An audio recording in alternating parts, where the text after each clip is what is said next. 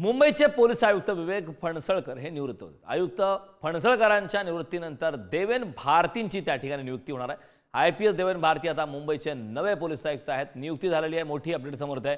आयुक्त फणसळकरांच्या निवृत्तीनंतर देवेन भारती यांची मात्र आता त्या ठिकाणी नियुक्ती झालेली आहे। मुंबईचे पोलीस आयुक्त विवेक फणसळकर हे निवृत्त झालेले आहेत। तर आयुक्त फणसळकरांच्या निवृत्तीनंतर देवेन भारती यांची त्या ठिकाणी आता नियुक्ती झालेली आहे। आयपीएस देवेन भारती मुंबईचे नवे पोलीस आयुक्त।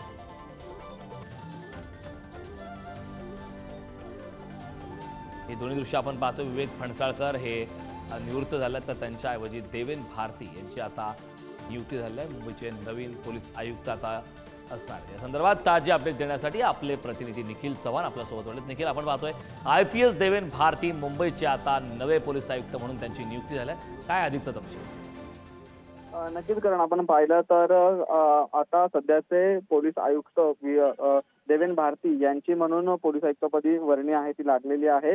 आजच विवेक फणसळकर जे माजी पोलीस आयुक्त म्हणून त्यांनी कार्यभार पाहिला, त्यांचं आज सेवानिवृत्ती आहे आणि या सेवानिवृत्तीनंतर महाराष्ट्र शासनाकडून देवेन भारती यांचं नाव आहे ते पोलीस आयुक्तपदी घोषित करण्यात आलेलं आहे। देवेन भारती हे 1994 बॅचचे पोलीस आयपीएस अधिकारी आहेत आणि या आधी देखील त्यांनी मुंबईमध्ये अनेक वरिष्ठ पदावरती कार्यभार आहे तो देखील भूषवलेला आहे आणि त्यासोबतच 2022 पासून विशेष पोलीस आयुक्त म्हणून देखील त्यांची नेमणूक आहे ती करण्यात आलेली होती आणि या संदर्भात अतिशय महत्त्वाचे जे सर्व कार्यक्रम असतील किंवा त्या संदर्भात जी माहिती। निखिल, खूप खूप धन्यवाद या महत्त्वपूर्ण अशा माहितीसाठी।